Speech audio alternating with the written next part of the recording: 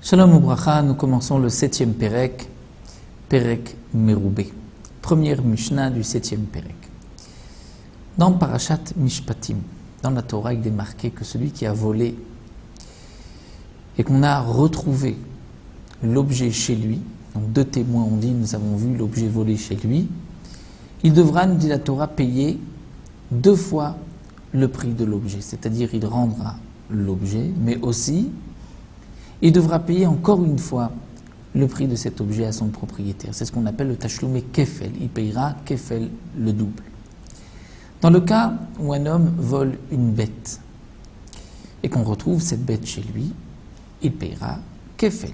Il va rendre la bête et il payera aussi le prix de la bête encore une fois à son propriétaire. Donc il payera 2 fois.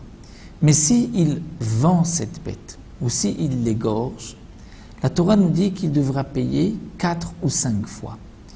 Tout dépend si c'est menu bétail, c'est 4 fois. Le gros bétail, c'est 5 fois.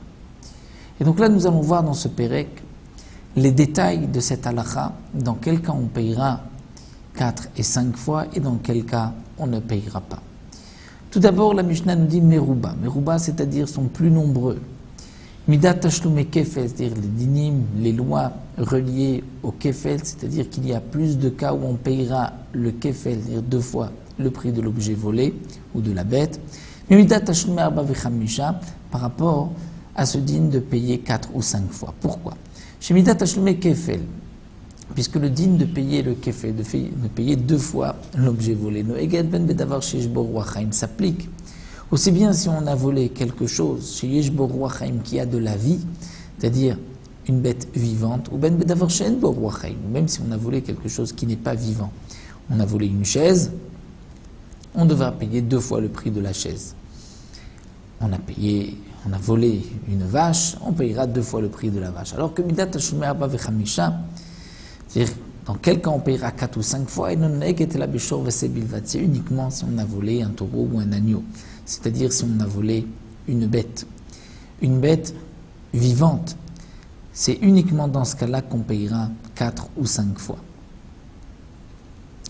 Donc nous avons ici une première différence entre Kefel et Arba Vechamisha, c'est que Kefel, donc 2 fois le prix se paye pour un objet ou pour une bête, alors que Arba Vechamisha, c'est uniquement pour un taureau qui a été volé ou pour un agneau qui a été volé. Chez Neymar, comme c'est marqué.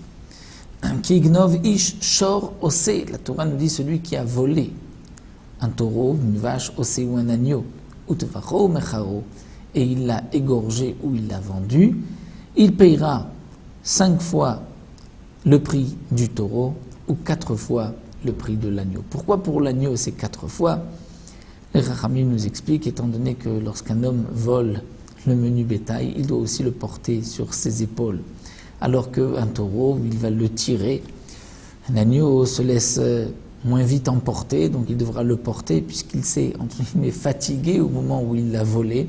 La Torah a été un peu plus indulgente et la Torah lui a dit tu ne payeras que 4 fois le prix de la bête puisque tu l'as égorgé, mais tu ne payeras pas 5 fois, comme c'est le cas pour le taureau, où là tu l'as simplement tiré.